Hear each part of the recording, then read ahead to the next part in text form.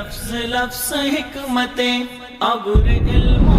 کہیں سے برستی بارشیں شرع کے امور سے دین کے شعور سے. السلام علیکم ورحمۃ اللہ وبرکاتہ.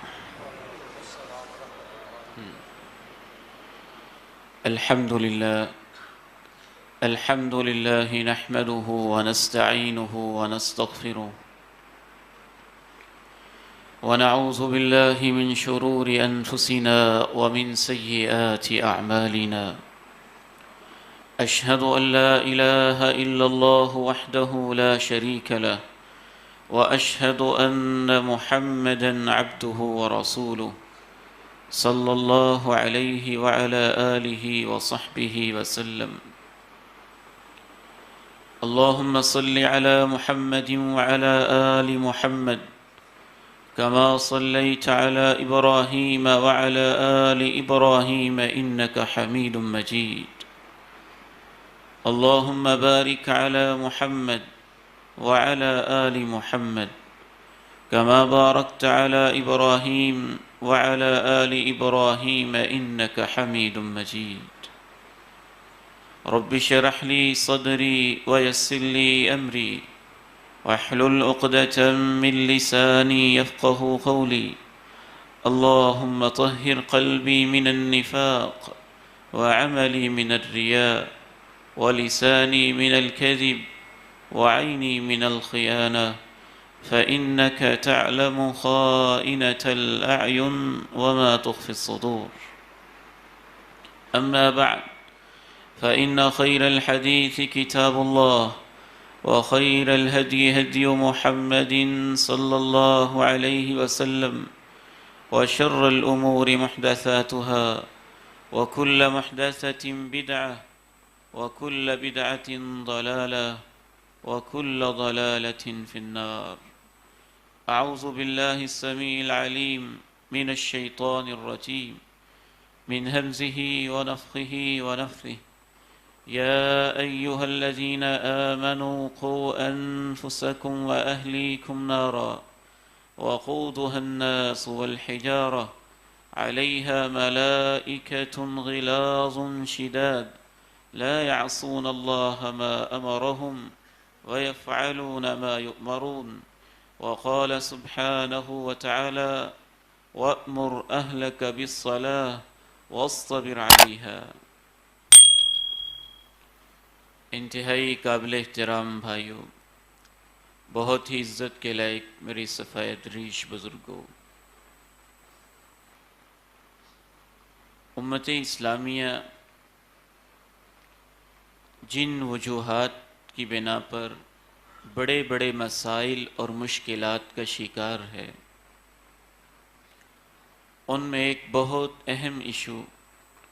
اور بہت بڑی پرابلم فیملی اور خاندان کی سطح پر اولاد کی تربیت نہ کرنا ہے. اولاد ہمارا جگر گوشہ ہے، خون کا حصہ ہے، جسم کا ایک ٹوٹا ہوا ٹکڑا ہے، اور اللہ اور اللہ کے رسول کے نزدیک اولاد کی تربیت ہر مسلمان کا ایک بنیادی فریضہ ہے. آج کے اس خطبہ جمعۃ المبارک میں اللہ تعالیٰ کی توفیق سے ہم یہ دیکھنے کی کوشش کریں گے کہ اولاد کی تربیت مگر کیسے. سب سے پہلی بات اس حوالے سے یہ ذہن میں رکھیے کہ مجھے اور آپ کو،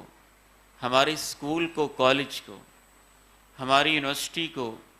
ہمارے ٹیوشنرز کو، ہمارے ٹیچرز کو، ہماری ماؤں کو، ہماری بہنوں کو، ہمارے باپوں کو، ہمارے داداؤں کو سب سے پہلی بات یہ سمجھانے کی ضرورت ہے کہ تربیت ایک سب سے اہم فرض ہے اور بنیادی فرض ہے. شاید آپ یہ سوچیں کہ یہ سمجھانے کی ضرورت کیا ہے. میں یہ سمجھتا ہوں کہ آج کل کا ہمارا معاشرہ تربیت سے اس قدر غافل ہے کہ ماں سمجھتی ہے تربیت کی ذمہ داری باپ کے سر پہ عائد ہوتی ہے، باپ سمجھتا ہے تربیت کی ذمہ داری تو ماں کی بنتی ہے، یہ دونوں مل کے سمجھتے ہیں تربیت کی ذمہ داری تو اسکول کی ہے، ٹیچر کی ہے۔ اسکول والے یہ سمجھتے ہیں تربیت کی ذمہ داری تو امام مسجد کی ہے، قاری صاحب کی ہے، اور یہ سارے تربیت سے اس معنی میں غافل نظر آتے ہیں کہ ماں باپ نے وہ ذمہ داری اسکول کے اوپر عائد کی، جس کا نتیجہ یہ ہوا ماں نے اپنے بچے کو بیوٹیفائی کیا، بنایا، سنوارا، اس کی زلف و کاکل کی ایک ایک چیز کا خیال رکھا، باپ نے اس کے لیے دن رات جاں غسل محنت کر کے ایک کیا، خون پسینے کی کمائی لا کے دی، اور اسکول والوں نے بڑی محنت کر کے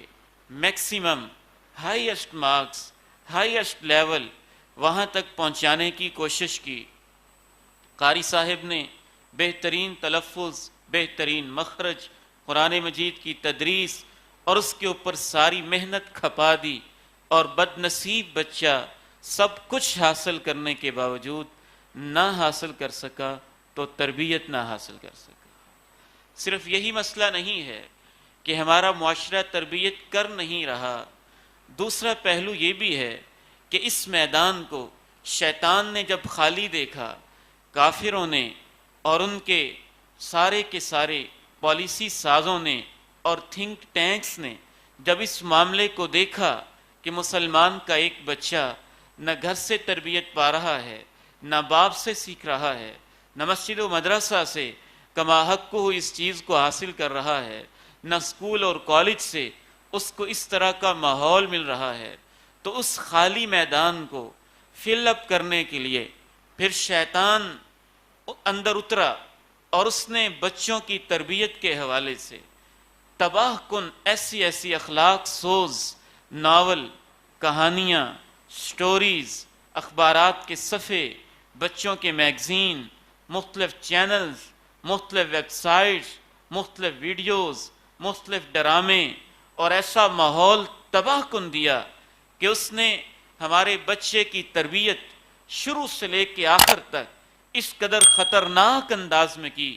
کہ جب وہ بچہ ہمارے ہاتھوں سے نکل گیا پھر ہم دیکھتے ہی رہے کہ میں اسے کیا بنانا چاہتا تھا، یہ کیا بن گیا ہے، میں اسے کس لائن پہ لگانا چاہتا تھا، یہ کس لائن کے اوپر چل پڑا ہے۔ تو اس لیے تربیت کا سب سے پہلا اور بنیادی اصول مجھے اور آپ کو یہ احساس ہو جائے کہ تربیت کرنا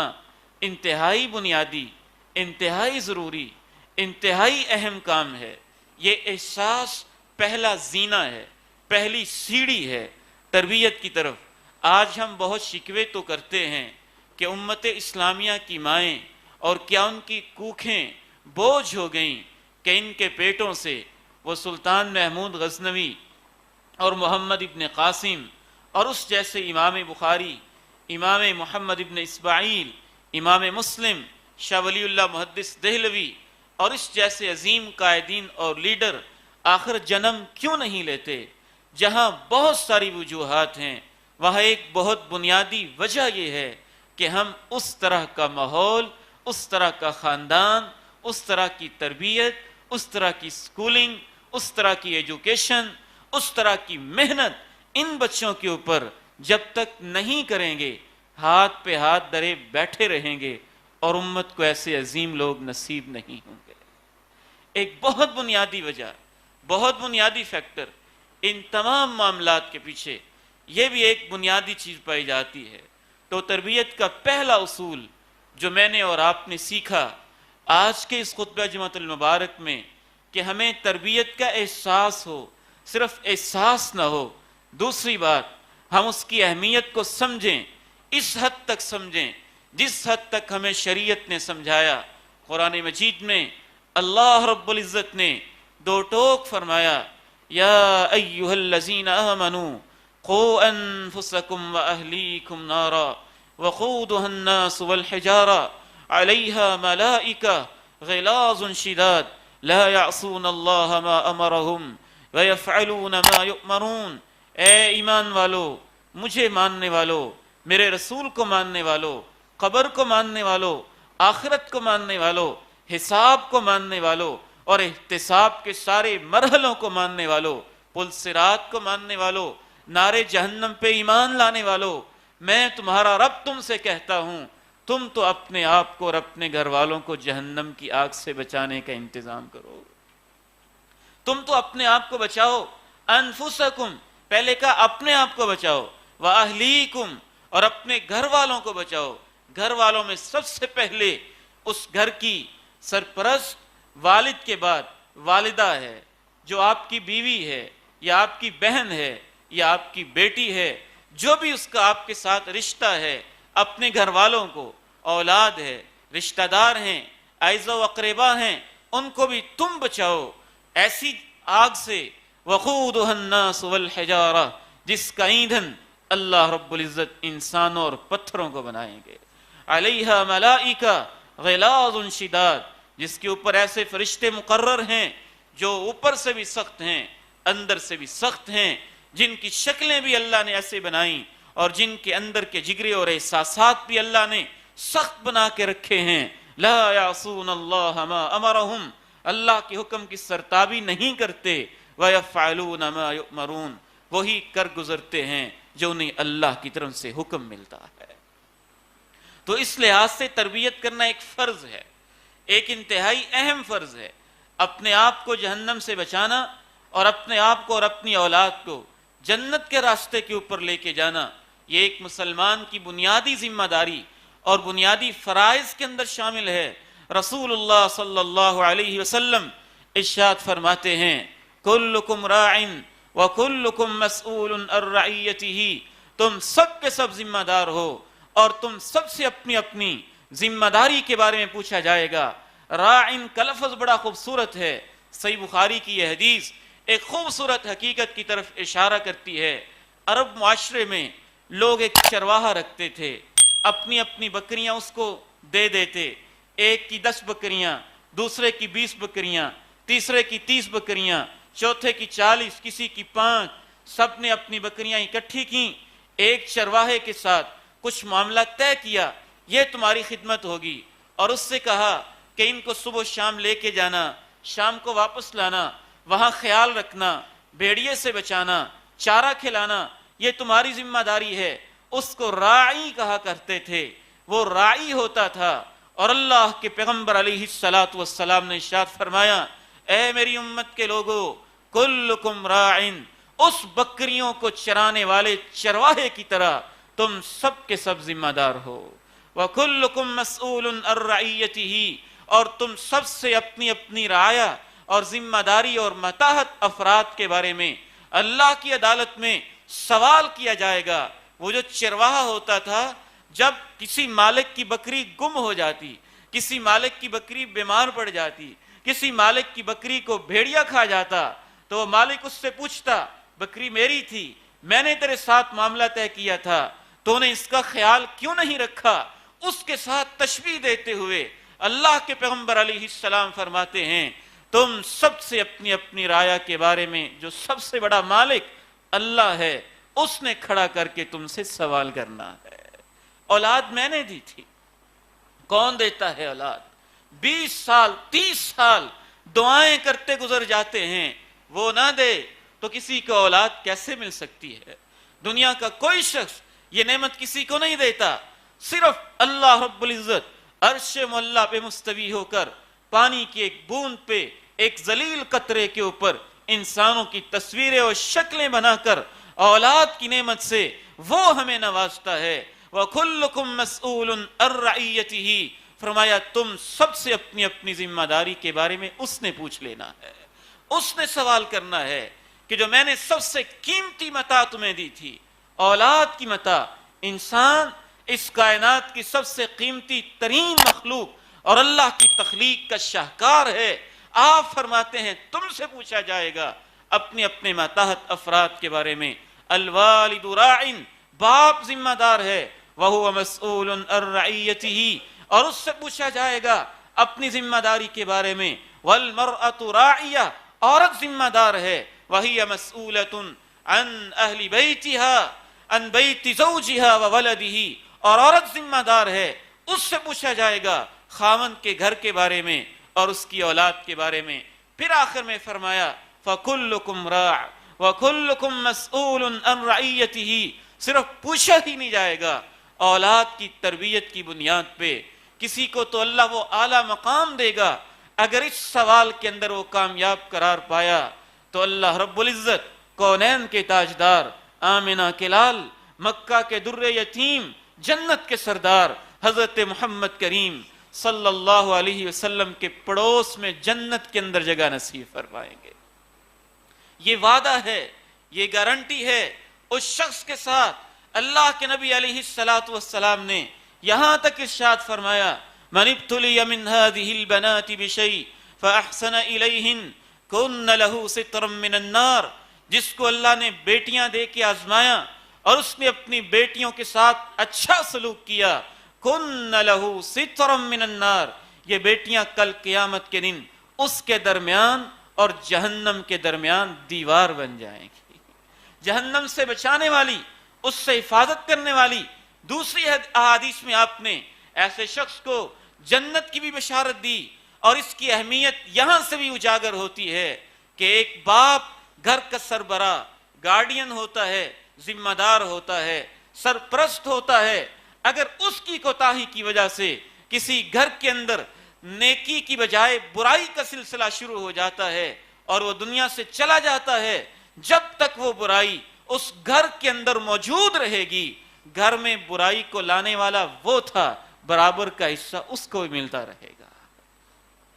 اسی طرح نیکیوں کا معاملہ ہے، اس گھر میں نیکی کا ایک کام، خیر کا ایک کام اس نے انٹروڈیوس کروایا، پہلی دفعہ وہ لے کے آیا خیر اور نیکی کا کام، وہ یہاں سے چلا جائے گا، جب تک اس کی اولاد نیکی کے راستے کے اوپر رہے گی، اس کی محنت کی وجہ سے وہ نیکی کے راستے پہ آئی، وہ یہاں سے چلا گیا، جب تک اس فیملی اور اس نسل کے اندر نیکی کا کام جاری رہے گا، برابر کا ثواب اس جانے والے کو ملتا رہے گا۔ اس کی دلیل رسول اللہ صلی اللہ علیہ وسلم کا یہ فرمان عالی شان ہے، من سن سنتا حسنہ فلہ اجرها واجر من عمل بها من بعده الى يوم القيامة ومن سن سنتا سيئة فعليه وزرها ووزر من عمل بها من بعده الى يوم القيامة او كما قال علیہ الصلاۃ والسلام۔ جس نے بھی اچھا طریقہ متعارف کروایا، یہ نہیں ہے کہ اس نے کوئی نئی چیز ایجاد کرنی ہے، نیکیاں تو اللہ نے بتا دی ہیں، وہ نیکی موجود تھی لیکن اس کے ماحول میں متعارف نہیں تھی، اس نے اس کو متعارف کروایا، جب تک اس نیکی پہ لوگ عمل پیرا رہیں گے، آپ فرماتے ہیں کہ اس کو اجر ملتا رہے گا۔ اور جس نے برا کام متعارف کروایا، جب تک اس برائی پہ لوگ عمل پیرا رہیں گے، جن کے لیے یہ ذریعہ اور واسطہ بنا ہے برائی کو متعارف کروانے کا، ان تمام افراد کے برائی کرنے کی وجہ سے اس نے چونکہ اس کی بنیاد رکھی تھی، اس کو اس کے اندر ایک حصہ ملتا رہے گا۔ امام بخاری الادب المفرد میں لکھتے ہیں، حضرت ابو ہریرہ رضی اللہ تعالی عنہ بیان کرتے ہیں، یرفع للعبد درجته یوم القیامہ، قیامت کے دن انسان کے درجے کو قبر کے اندر پڑے پڑے ہی یوں اچانک بلند کر دیا جاتا ہے، وہ پوچھتے ہیں یا ربی بیما ھذا، یا اللہ یہ مجھے درجہ کس وجہ سے ملا ہے؟ اسے جواب دیا جاتا ہے بدعوت ولدک لک، اس لیے کہ تیری اولاد تیرے لیے دعا کر رہی ہے۔ اب آتے ہیں اس بات کی طرف کہ جب ہمیں یہ احساس ہو گیا کہ اولاد کی تربیت ہماری ذمہ داری ہے، اور پھر ہمیں یہ بھی احساس ہو گیا کہ آج ہمارے معاشرے کے اندر اس سے بہت زیادہ غفلت برتی جا رہی ہے، اور ہمیں یہ بھی شعور و آگہی نصیب ہو گئی کہ اولاد کی تربیت کا مکمل طور پر والدین ایسا ان کے اوپر یہ فرض عائد ہوتا ہے، اگر صحیح تربیت کرتے ہیں تو نیکی میں شریک ہو جاتے ہیں، اگر بری تربیت کرتے ہیں، اگر تربیت کی لیکن اس پہ اثر نہ ہوا، یہ معاملہ اور ہے۔ ہم نے محنت کی، ہم نے ذمہ داری عائد کی، پھر ہمارے اوپر بوجھ نہیں ہے، لیکن اگر ہم نے اس تربیت کا احساس ہی نہ کیا اور پھر وہ برائی کا مرتکب ہو گیا تو پھر اس کا بوجھ ہمارے اوپر عائد ہوگا۔ ہم نے محنت کی اور وہ اچھے راہ کے اوپر چل پڑا تو اس کی نیکیوں کا ثواب اللہ رب العزت اس کے برابر اور اس کے نامہ اعمال میں کمی کیے بغیر والدین کو نصیب فرمائیں گے۔ تو بات کو آگے بڑھاتے ہیں کہ اس تربیت کا اصول کیا ہے، سب سے پہلا اور بنیادی اصول ذہن میں رکھیے۔ بعض لوگ تو اکثر لوگ تربیت کرتے نہیں، اور جو کرتے ہیں وہ یہ سمجھتے ہیں تربیت کا اصول یہ ہے کہ ایک ہی دفعہ خوب پٹائی کر لی جائے، زور سے ڈنڈے استعمال کیے جائیں، سٹک کو استعمال کیا جائے، مسلسل ڈانٹا جائے، ہر وقت پیشانی کے اوپر یوں سلوٹیں پڑی ہوئی ہوں، تیوڑی چڑی ہوئی ہو، اور عجیب قسم کا تھانے دارانہ سٹائل ہو، ایک روب دبدبا ہو، گھر میں داخل ہوں تو سب کے سانس خشک ہو جائیں۔ جو کرتے ہیں ان میں سے بہت سارے دیندار،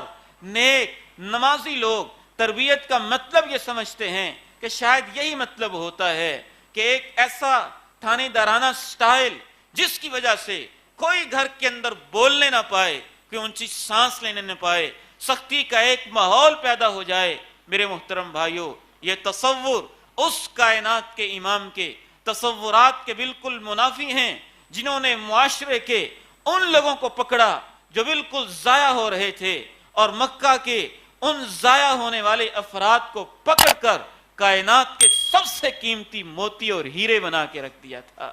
جناب انس کی تربیت کرنے والے اللہ کے پیغمبر علیہ الصلاۃ والسلام ہیں، اور جناب انس سے پوچھئے تربیت کیسے کی آپ نے؟ فرماتے ہیں اللہ کی قسم میں نے کونین کے تاجدار کی 10 سال تک خدمت کی ہے، اور 10 سال میں ایک مرتبہ بھی کبھی آپ نے میرے اوپر ہاتھ نہیں اٹھایا ہے۔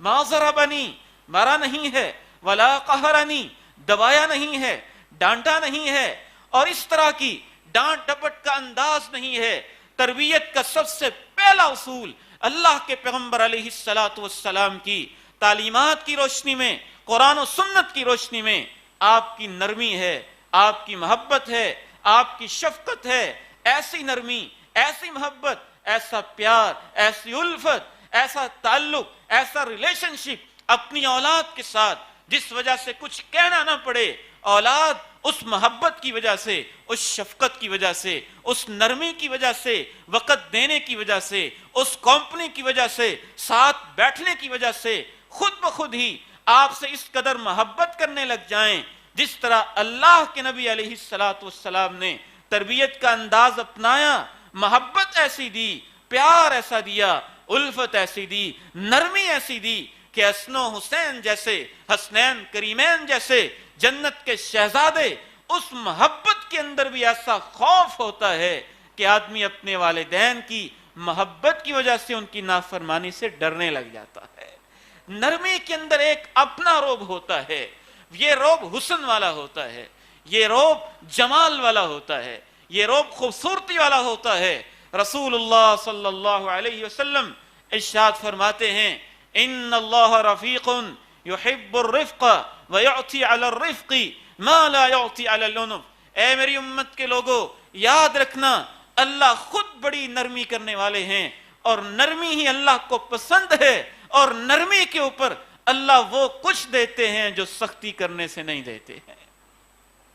جب بھی ہم سختی کرتے ہیں تو بالعموم اس کے اندر ہماری اپنی کمزوری ہوتی ہے، وہ تو ہمارا اپنا ٹیمپرامنٹ لوز ہوتا ہے، وہ ہمارے غصے نکالنے کا ایک انداز ہوتا ہے، غصے کے اظہار کا ایک طریقہ ہوتا ہے جو ہم تربیت کی آڑ کے اندر کر رہے ہوتے ہیں۔ سب سے پہلا اصول نرمی ہے، محبت ہے، شفقت ہے، وقت دینا، پیار دینا۔ ہم لوگ بہت شکوہ کرتے ہیں اولاد بات نہیں مانتی، وہ کیسے آپ کی بات مانے؟ ابھی وہ سوئی ہوئی تھی اور آپ کاروبار پہ نکل گئے، اور رات کو 11 بجے جب آپ واپس آئے تب بھی آپ کی اولاد سوئی ہوئی تھی، نہ آپ نے ان کو وقت دیا، نہ آپ نے ان کو ٹائم دیا۔ اوور ٹائم تو آپ لگاتے رہے، فیکٹریاں تو آپ لگاتے رہے، ملیں تو آپ بناتے رہے، کاروبار کو آپ پھیلاتے رہے، رات کے 11 بجے تک اپنے کلائنٹس کو تو آپ ٹائم دیتے رہے، دوستوں کو تو ٹائم دیتے رہے، میڈیا کو ٹائم دیتے رہے، ٹیلی ویژن کو ٹائم دیتے رہے۔ ٹائم نہیں دیا تو اولاد کو نہیں دیا۔ آج کے باقاعدہ اعداد و شمار کہتے ہیں کہ والدین کے وقت نہ دینے کی وجہ سے ایک ایسا جنریشن گیپ پیدا ہو گیا ہے۔ بڑی حیرانی کے ساتھ ایک بچے کی فیلنگ سنیے، وہ اپنے ابو کے پاس بیٹھا ہے اور کہتا ہے ابو جی آپ جو زانا جاب کرتے ہیں 1 گھنٹے کے آپ کو کتنے پیسے ملتے ہیں؟ وہ کہتا ہے مجھے اتنے پیسے ملتے ہیں۔ ہفتے میں کتنے پیسے بنتے ہیں؟ وہ کہتا ہے اتنے پیسے بنتے ہیں۔ اور اس کا بیٹا کہتا ہے کہ ابو جی میں نے اتنے سارے پیسے جمع کیے ہیں، یہ مجھ سے لے لے اور مجھے 2 گھنٹے ٹائم تو دے دیں۔ میں آپ کے پاس بیٹھنا چاہتا ہوں۔ یہ محبت، یہ وقت دینا، اللہ کے نبی علیہ السلام سے مصروف ترین انسان کون ہوگا؟ 11 ازواج مطہرات ہیں، بین الاقوامی ڈیلیگیشنز ہیں، سارے کے سارے وفود ہیں، ان کے ساتھ ڈائیلاگ ہے، بین الاقوامی سفارت ہے، مدینہ کی ریاست ہے، 1 لاکھ سے زائد صحابہ کرام سے ڈیلنگ ہے، اور اس کے باوجود حسنین کریمین کو، جنت کے شہزادوں کو وقت دینے کا انداز ایسا ہے کہ کبھی ان کو کندھوں پہ اٹھایا ہوا ہے، کبھی ان کو سینے پہ بٹھایا ہوا ہے، کبھی ان کے ساتھ گیم کر رہے ہیں، کبھی ان کے ساتھ دوڑ لگا رہے ہیں، کبھی اپنی زبان مبارک نکال کے اس انداز میں بھی ان کے ساتھ کھیل رہے ہیں، کبھی کندھوں پہ ایسے اٹھاتے ہیں، دیکھنے والے کہتے ہیں واہ جنت کے شہزادوں، تمہیں کیسی اچھی سواری ملی ہے کہ کونین کے تاجدار کے کندھوں کے اوپر تم بیٹھے ہوئے ہو۔ جواب دینے والے امام الانبیاء جواب دیتے ہیں سواری اچھی ہے تو سوار بھی کچھ کم نہیں ہے،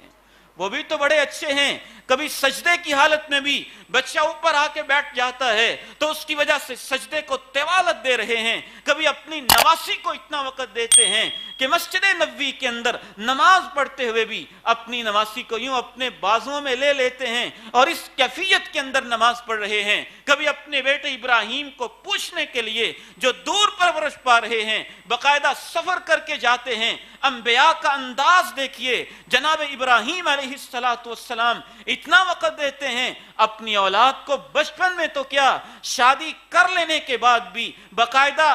دور دراز کے علاقے سے سینکڑوں میلوں کا سفر کر کے مکہ مکرمہ میں آ کے اپنی بہو سے پوچھ رہے ہیں بیٹی آپ کا کیا حال ہے، بیٹے کا کیا حال ہے، خیریت دریافت کر رہے ہیں۔ تربیت کی اتنی فکر ہے، مرض الموت کے اندر بھی جاں کنی کا عالم ہے، ساری دنیا سے جدائی کا وقت آیا ہوا ہے۔ جناب ابراہیم، جناب یعقوب اپنے بچوں کو پاس بٹھایا ہے، کہتے ہیں بیٹا میں دنیا سے جا رہا ہوں، بتاؤ میرے جانے کے بعد کس کی عبادت کرو گے؟ وَوَصَّى بِهَا إِبْرَاهِيمُ بَنِيهِ وَيَعْقُوبُ يَا بَنِيَّ إِنَّ اللَّهَ اصْطَفَى لَكُمُ الدِّينَ فَلَا تَمُوتُنَّ إِلَّا وَأَنْتُمْ مُسْلِمُونَ۔ انبیاء کی آپ زندگیاں پڑھیے، وہ اپنی اولادوں کو وقت دیتے ہیں، ان کو ٹائم دیتے ہیں۔ اور معاف کیجئے گا، یہاں کو جتنا بڑا لیڈر ہے، جتنا بڑا بزنس مین ہے، جتنا بڑا کاروباری ہے، وہ اپنی اولاد سے اتنا ہی غافل ہے۔ کہیں اس نے آیا پہ چھوڑا ہوا ہے، کہیں اپنے نوکر پہ چھوڑا ہوا ہے، کہیں اپنے رشتہ داروں پہ چھوڑا ہوا ہے، کہیں اس کو ٹیلی ویژن کے حوالے کیا ہوا ہے۔ اور آج کل تو ہم اپنی اولاد سے جان چھڑانے کے لیے بڑا آسان اور سستا نسخہ سمجھتے ہیں کہ میرے پاس ٹائم نہیں ہے، لہٰذا اس کو 3 گھنٹے کا، 2 گھنٹے کا کوئی ڈرامہ، کوئی 1 گھنٹے کی گیم لگا دو، ہماری جان چھوڑے اور اس کے حوالے ہو کہ جو چاہے کرتا رہے۔ تو پہلا اصول نرمی ہے، محبت ہے، شفقت ہے، پیار ہے، چاہت ہے، اس قدر کہ اولاد کو یہ یقین ہو جائے اس کائنات کی دھرتی کے اوپر، زمین کے سینے کے اوپر اور آسمان کی چھت کے نیچے ہمارے باپ سے گہرا ہمارا دوست کوئی نہیں، ہمارے باپ سے گہرا محبت کرنے والا کوئی نہیں، ہمارے باپ سے زیادہ ہمارا خیر خواہ کوئی نہیں، ہمارے والدین سے زیادہ ہم سے ہمدردی کوئی کرنے والا کوئی نہیں۔ دوسرا اصول یہ ہے کہ ان کو اس کام کے لیے باقاعدہ طور پر وقت دیا جائے، ٹائم دیا جائے۔ اور تیسرا اصول تربیت کا قرآن و سنت کی روشنی میں جو بات سمجھ میں آتی ہے کہ ان کو نیکی والا ماحول دیا جائے، نیکی والا ماحول، تقوی والا ماحول۔ کالج منتخب کرتے ہوئے، اسکول میں ایڈمٹ کرواتے ہوئے، مسجد میں بھیجتے ہوئے، ادارے میں بھیجتے ہوئے، رہائش خریدتے ہوئے، مکان لیتے ہوئے، کوٹھی بنگلہ بناتے ہوئے، اپنی پورے کے پورے پلان کرتے ہوئے، بزنس کے لیے جگہ منتخب کرتے ہوئے، کتنی بد نصیبی کی بات ہے ہم نے یہ بھی دیکھ لیا علاقہ کیسا ہے، ہم نے یہ بھی دیکھ لیا لوگ کیسے ہیں، ہم نے یہ بھی دیکھ لیا اسکول کا سٹینڈرڈ کیسا ہے، ہم نے یہ بھی دیکھ لیا انگلش کا ایکسنٹ کیسا ہے، ہم نے یہ بھی دیکھ لیا ٹیچر پڑھے ہوئے اور پڑھانے والے ان کی کوالیفیکیشن کہاں سے ہے، امریکہ پلٹ ہیں، برطانیہ پلٹ ہیں، اچھا ایکسنٹ ہے، اچھا لہجہ ہے، نہیں دیکھا تو یہ نہیں دیکھا یہ اسکول، یہ کالج، یونیورسٹی، یہ ٹیچر، یہ ماحول، یہ محلہ، یہ گلی، یہ شہر جہاں میں رہائش رکھ رہا ہوں، کیا یہاں میری اولاد کو نماز پڑھنے کی اجازت بھی ملے گی کہ نہیں؟ نمازی لوگ ملیں گے، پڑوس میں مسجد ہے، توحید کی تعلیم ہے، قرآن کی تعلیم کا موقع ملے گا، اچھی تربیت ملے گی، جو ان کے ساتھ ان کی فرینڈشپ اور دوستی ہوگی وہ لوگ نمازی ہوں گے، جن فیملیز کے ساتھ ہمارا اٹھنا بیٹھنا اور ہمارا تعلق ہوگا ان کا ماحول کیسا ہوگا۔ آپ جتنے بھی متقی ہیں اگر ماحول برا ہے تو پھر آپ بالکل یہی کبھی بھی توقع نہ کریں کہ آپ کی اولاد اس بری سوسائٹی کے اندر پنپنے والی، پلنے والی، بڑھنے والی وہ آپ کی اولاد صالح ہو جائے گی۔ یہ توقع تو ایسے ہی ہے جیسے کانٹے دار درختوں کو زمین کے اندر ان کے بیج بونے کے بعد انسان توقع رکھے کہ اب ان سے میٹھا پھل مجھے ملے گا، زہر کے اور تمے کے پودے لگانے کے بعد بندہ امید رکھے کہ یہاں سے شیریں اور میٹھے قسم کے مجھے فروٹس ملیں گے۔ بالکل جس طرح یہ توقع محال اور ناممکن ہے، یہ بھی ممکن نہیں ہے کہ ماحول آپ کا مادر پدر آزاد ہو، مغربی تہذیب کے اندر رنگا ہوا ہو، ماحول آپ کا دین بیزار ہو، آپ کے ماحول میں سارے لوگ بے نماز رہتے ہوں، آپ کے ماحول میں سارے لوگ بے دین رہتے ہوں، اور آپ توقع کریں کہ میری اولاد بڑی دیندار اور صف اول کی نمازی ہو جائے گی۔ این جنوس، خیالس، محالس، بالکل دیوانہ پن ہے یہ۔ دیکھیے اللہ کے پیغمبر علیہ الصلاۃ والسلام آپ یہ کہتے ہیں کہ میں بڑا متقی ہوں لہذا میری اولاد بڑی متقی ہو جائے گی، بڑی پرہیزگار بن جائے گی۔ اللہ کے پیغمبر علیہ الصلاۃ والسلام جناب ابراہیم علیہ الصلاۃ والسلام واتخذ اللہ ابراہیم خلیلا، کبھی اللہ نے وقت دیا تو ایک ماڈل کے طور پر ان کی فیملی کو ہم لے کے بیان کریں گے کہ اولاد کی تربیت فیملی کی سطح پر، ایک خاندان کی سطح پر کیسے ہوتی ہے۔ جناب ابراہیم کا اللہ رب العزت نے قرآن مجید میں ایک کم 70 مرتبہ نام لے کر تذکرہ کیا ہے۔ ابراہیم علیہ السلام اور کتنے فکر مند ہیں اپنی اولاد کے بارے میں۔ وہ پورے کا پورا ایریا اور علاقہ جہاں جناب ابراہیم رہتے ہیں، عراق کا علاقہ ہے، اور کا شہر ہے، بابلی تہذیب ہے، ہر طرف بت پرستی ہے، ہر طرف شرک ہے، ہر طرف انبیاء سے بیزاری ہے، دین کی تعلیمات سے دوری ہے، عجیب قسم کا ماحول ہے۔ اس پورے کے پورے ماحول کو یوں ٹچ کرتے ہیں، جوتے کی نوک پہ رکھتے ہیں۔ وہاں بزنس بھی ہے، کاروبار بھی ہے۔ ان کے والد صاحب ماربل اور فیکٹری کا خوبصورت قسم کا آج کی زبان میں کام کرنے والے ہیں۔ ان کے گھر سے بت بنتے ہیں، باپ بت تراشی اور بت فروشی کے بزنس کے ساتھ وابستہ بھی ہے، اور اپنے وقت کے بہت بڑے بادشاہ کا مشیر اعلیٰ بھی ہے، پرسنل سیکرٹری بھی ہے، وزیر اعلیٰ بھی ہے۔ یہ سارے القاب ایک شخص کو اس دور کے مطابق آپ دے سکتے ہیں، سب کچھ قربان کر کے انی ذاہب الی ربی سیہدین، یہاں مجھے اللہ کی عبودیت کی خوشبوئیں محسوس نہیں ہوتی۔ اے میرے ابا جان، میں اس پورے ماحول کو چھوڑ کے اپنے رب کی طرف جا رہا ہوں۔ کہاں جا رہے ہیں؟ ربنا انی اسکنت من ذریتی بواد غیر ذی زرع عند بیتک المحرم ربنا لیقیموا الصلاة فاجعل افئدة من الناس تہوی الیہم۔ بے آب ہو گیا ایک ویرانے میں، بیت اللہ کے پڑوس میں، یوں اپنی اولاد کو وہاں اللہ کے سپرد کر کے کہتے ہیں اے اللہ تو دیکھتا ہے نا، میں ایک ویرانے میں اپنی اولاد کو چھوڑ کے جا رہا ہوں، یہاں ویرانہ ہے، بواد غیر ذی زرع، بے آب ہو گیا ایک سرزمین ہے، ظاہری وسائل نہیں۔ سب کچھ کرنے کے بعد دعا کیا کرتے ہیں؟ اے اللہ سارا کچھ اس لیے کر رہا ہوں کہ یہاں بیت اللہ اور تیرا گھر تو ہے نا، اس کے پڑوس میں رہیں گے۔ یہاں بیت اللہ ہے، خانہ کعبہ ہے، اس کے پڑوس میں رہیں گے، وہ پہلے سے موجود تھا۔ جناب ابراہیم نے اس کی تعمیر نو کی ہے، ان کی بنیادوں کو دوبارہ اٹھایا ہے، بیت اللہ کے پڑوس کے اندر اپنی اولاد کو بساتے ہوئے اللہ سے دعا یہ کرتے ہیں، اے اللہ میں اس لیے کر رہا ہوں لیقیم الصلاۃ، تاکہ یہ نماز قائم کریں، فاجعل افئدۃ من الناس تہوی الیہم، یا اللہ میں اپنی اولاد کے لیے دعا کرتا ہوں، لوگوں کے دلوں میں ان کی محبت ایسی پیدا کرنا کہ لوگ خود ان کی طرف کھینچے چلے آئیں،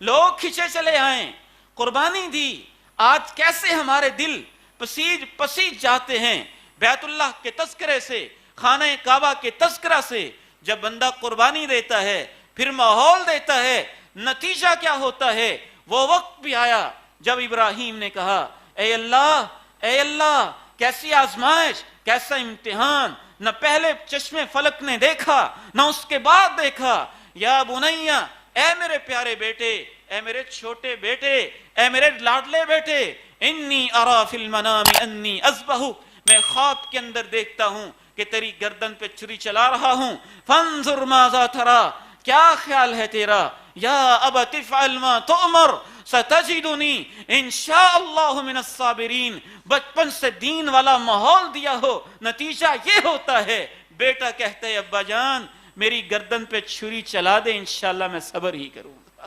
کوئی چیخ و پکار نہیں ہوگی، آہو فغاں نہیں ہوگی، نافرمانی نہیں ہوگی، بغاوت نہیں ہوگی۔ تیسرا اہم اور بنیادی اصول، میرے محترم بھائیوں، میرے عزیزوں، میرے بزرگوں، ماں بہنوں تک اس پیغام کو پہنچاؤ۔ تھوڑا سا کمپرومائز دنیا داری کے اوپر کرنا پڑے تو کر لیں، سکول لیول تھوڑا سا لو ہو اس پہ کمپرومائز کر لیں، ٹیچرز کی تعلیم معمولی کم ہو، 19-20 کا فرق ہو، اس کے اوپر کمپرومائز کر لیں، لیکن آپ اپنے بچوں کو ایسے اداروں کے اندر بھیج دیں جہاں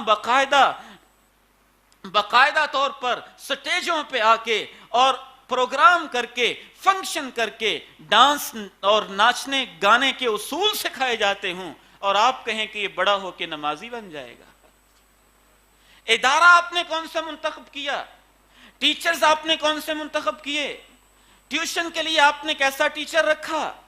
اور پھر آپ توقع رکھتے ہیں کہ یہ میری بیٹیاں فاطمہ بن جائیں گی اور عائشہ بن جائیں گی۔ نہیں، معاف کیجیے گا، پھر تو آپ کو ڈرنا چاہیے کہ جو آپ نے ٹیچر رکھا ہے معاف فرمائے، کہیں عزت کا لٹیرا نہ بن جائے، کہیں میری بیٹیوں کو غلط راہوں پہ لگا کے نہ چلا جائے۔ جس ادارے کے اندر میں نے اس کو ڈال دیا ہے، کہیں وہ میرے بچے کی تربیت سیکولر اور ایتھیزم کی بنیادوں پہ، الہاد اور دہریت کی بنیادوں پہ، دین اور مولوی سے نفرت کی بنیادوں پہ نہ کر دے۔ جیسا ماحول ہوگا ویسے ہی وہ بچہ پروان چڑھے گا۔ ماحول کا فکر کرنا، اچھا اور صالح ماحول دینا، دنیا کی تمام چیزیں اپنے ماحول کے مطابق پرورش پاتی ہیں۔ لکڑی کو اچھا ماحول دے دیں اور ایک اچھی دکان کے اوپر وہ آ جائے، فرنیچر کی کسی شاپ کے اوپر آ جائے تو پھر اس کا کیا خوبصورت منظر ہوتا ہے، اور وہی لکڑی دریا کے حوالے ہو جائے، پانی کے اندر اس کو رکھ دیا جائے، اس کا ماحول، ماں کا معنی ہوتا ہے جو، ہال کا معنی ہوتا ہے ارد گرد، جو آپ کے ارد گرد اور سراؤنڈنگز میں ہے وہ بچے کی شخصیت پہ، اس کی نفسیات پہ، بچہ تو معصوم ہے اس کے اوپر نہیں، جوان کا ماحول آپ بدل دیں، بوڑھے کا ماحول آپ بدل دیں، حتیٰ کہ میں تو یہاں تک کہوں گا اچھے بھلے نمازی کا ماحول آپ بدل دیں، اور پھر دیکھیں چند سالوں کے بعد وہ کیسے تباہ ہوتا ہے اور اس کی آخرت کیسے تباہی اور بربادی کا شکار ہوتی ہے۔ وہ جو 99 انسانوں کا قاتل تھا اور توبہ کرنا چاہتا تھا، اس کی بھی تو بنیادی پرابلم یہی تھی کہ وہ توبہ کرنا چاہتا تھا ماحول کو بدلے بغیر۔ اس لیے اللہ کے ایک ولی نے، عالم دین نے اس کو مشورہ دیا تھا، اگر تم توبہ کرنا چاہتے ہو اس بستی کو چھوڑو، ایک نیک بستی ہے، وہاں صالح لوگ رہتے ہیں، وہاں چلے جاؤ، اللہ تمہاری توبہ کو قبول کرے گا۔ نیک لوگوں کے پاس جانا، اچھے ماحول کا انتخاب کرنا اللہ کو اتنا پسند ہے، راستے کے اندر بھی موت واقع ہو گئی تو اللہ نے سب گناہوں کو معاف فرما دیا تھا۔ چوتھا اصول اور بنیادی اصول یہ ذہن میں رکھیے اولاد کی تربیت کرتے ہوئے کہ اس کے بعد بھی مسلسل نگرانی، مسلسل نگرانی، کچھ کچھ سختی، کچھ کچھ ایک احتساب کا ماحول، یہ بھی ہونا چاہیے۔ صرف پیار ہی ہو ہر وقت محبت ہی ہو، اور اولاد اور والدین کے درمیان میں احترام کا ایک فاصلہ، وقار کا فاصلہ مناسب حد تک باقی نہ رہے، تو اس سے بھی مسائل پیدا ہوتے ہیں۔ اسی لیے رسول اللہ صلی اللہ علیہ وسلم نے واضح طور پر اپنے صحابی کو ایک نصیحت کی تھی۔ امام البانی نے اس حدیث کو حسن قرار دیا ہے۔ آمنہ کے لال سے زیادہ رحیم و کریم کون ہوگا؟ لیکن اپنے صحابی کو نصیحت کرتے ہیں، ذا صوتک حیث یراہ اہلک، اے میرے صحابی اپنے گھر کے اندر ایک کوڑا رکھا کرو، اور کوڑا وہاں رکھا کرو جہاں سب گھر والوں کو نظر آ رہا ہو۔ اس کو میں کہا کرتا ہوں show of power, use of power نہیں،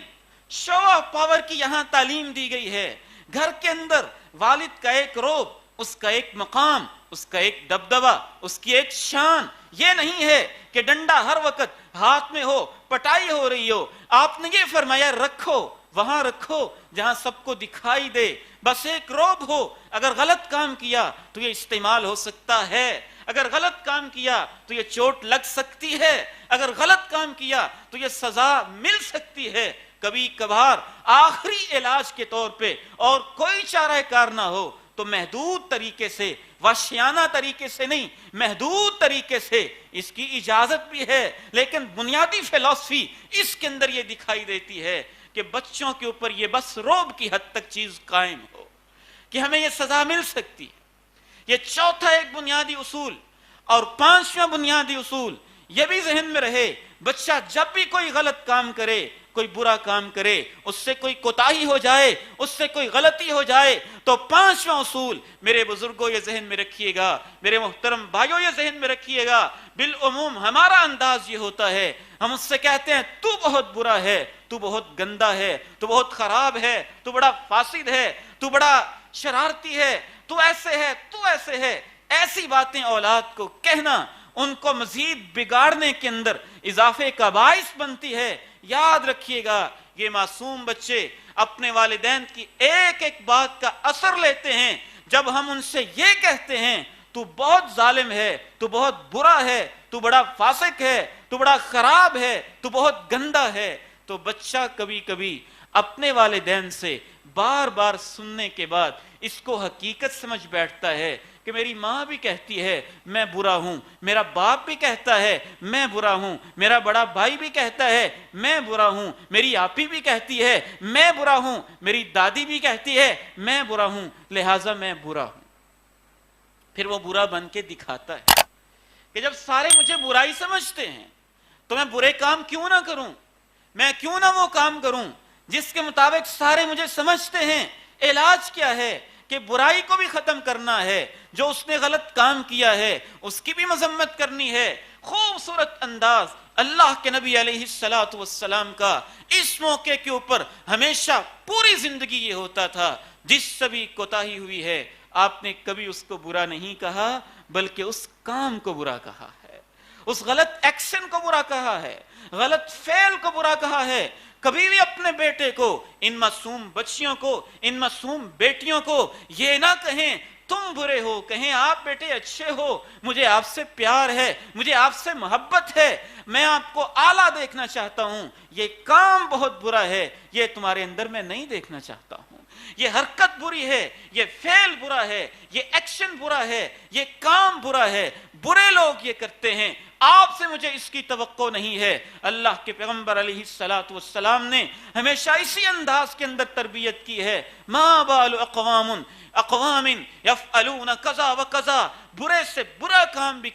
کسی نے کیا، آپ نے نام نہیں لیا، کہا کچھ لوگ ایسے کرتے ہیں اور یہ اچھا نہیں ہے، کچھ لوگوں کا انداز یہ ہے، کچھ لوگوں کا طریقہ یہ ہے اور یہ اچھا نہیں ہے۔ یہ میرے محترم بھائیوں ایک اصول، اور ایک ساتواں اصول بھی ذہن کے اندر رکھیے گا۔ اس کے برعکس بعض والدین ہر وقت اپنے بچے کی تعریف ہی کرتے رہتے ہیں، اتنی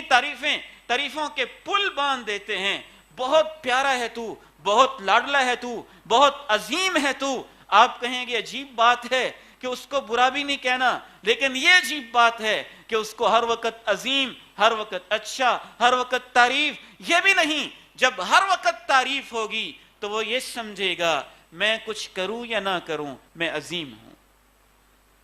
باپ بھی کہتا ہے تو بڑا عظیم ہے، ماں بھی کہتی ہے تو بہت عظیم ہے،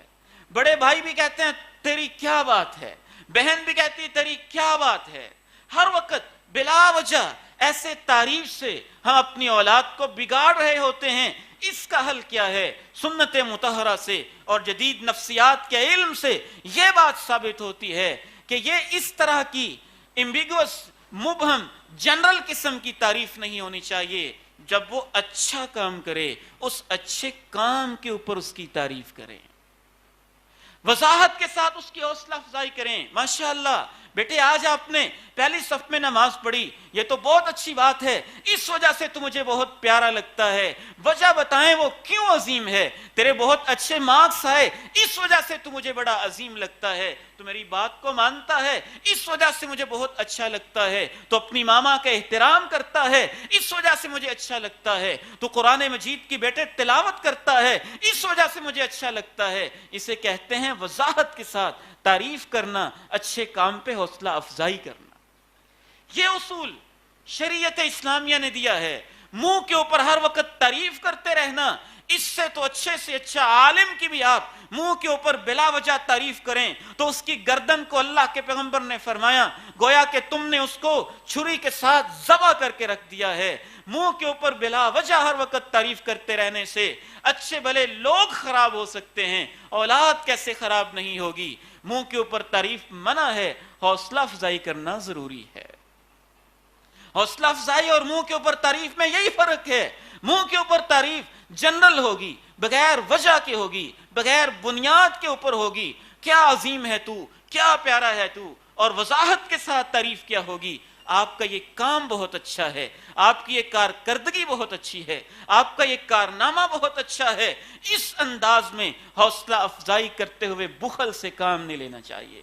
اللہ کے نبی علیہ السلام اپنے صحابہ کی حوصلہ افزائی کر رہے ہیں، کہیں کسی کو کہہ رہے ہیں اقرأہم لکتاب اللہ، ابی بن کعب، ابی بن کعب کی کیا بات ہے، تو یہ سب سے بڑا قاری ہے میرے صحابہ کے اندر. کہیں کسی کو کہہ رہے ہیں اشدہم فی امر اللہ، اللہ کے دین کے اندر میرا عمر بڑا مضبوط ہے، ارحم امتی بامتی، ابو بکر میری امت میں سے ابو بکر بڑا رحم دل ہے. اس انداز میں وضاحتیں کر کر کے اللہ کے نبی علیہ السلام کبھی جناب حسان کو کہہ رہے ہیں حسان یہ جو تیری شاعری ہے تو شاعری کر دین کے حق میں، اور جبریل بھی تیرے ساتھ تیری مدد کر رہا ہے.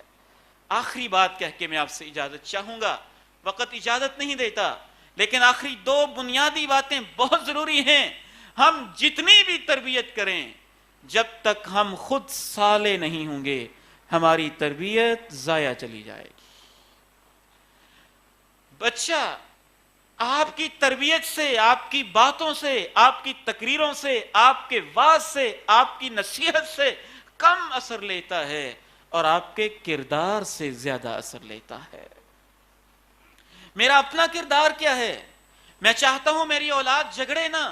لیکن میں ہر وقت اپنی اولاد کے سامنے ہی اپنی بیوی کو ڈانٹتا رہتا ہوں اور اس سے لڑائی کرتا ہوں. یقینی بات ہے اولاد اس کو ماڈل سمجھے گی. ماں باپ لڑ سکتے ہیں تو ہم کیوں نہیں لڑ سکتے؟ چاہتا ہوں اولاد لڑائی نہ کرے. میں اپنی اولاد کے سامنے اپنی بہن سے، اپنے بھائی سے، مختلف لوگوں سے کال پہ، موبائل پہ اس طرح کی باتیں کرتا رہتا ہوں. یقیناً جیسے میں کر رہا ہوں اولاد اسے ماڈل سمجھے گی. لہذا تربیت کا بنیادی اصول، سب سے بنیادی اصول یہ ہے کہ ہم اپنی اصلاح کریں.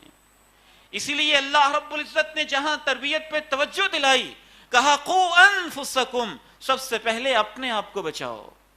واہلیکم، بعد میں گھر والوں کا تذکرہ کیا. قوا انفسکم واہلیکم نارا. اور آخری بات آج کے خطبہ جمعہ کے حوالے سے کہ جہاں تربیت کا معاملہ بڑا مشکل ہے، ہم اکیلے یہ کر ہی نہیں سکتے ہیں. صبح تربیت کریں، راتوں کو اللہ کے سامنے دعائیں کریں اللہ محنت میں کر رہا ہوں، میری اولاد کی اصلاح تو فرما دے. وَأَصْلِحْ لِي فِي ذُرِّيَّتِي إِنِّي تُبْتُ إِلَيْكَ